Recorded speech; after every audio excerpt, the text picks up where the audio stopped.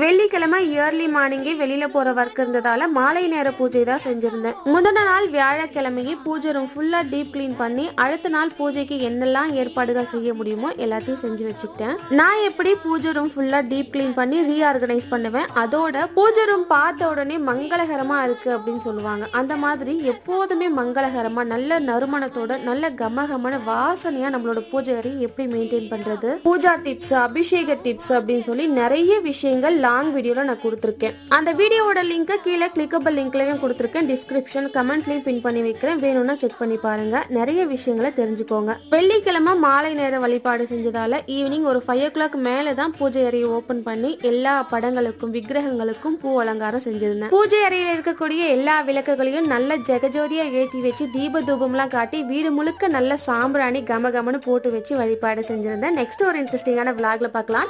Bye from Thulasi.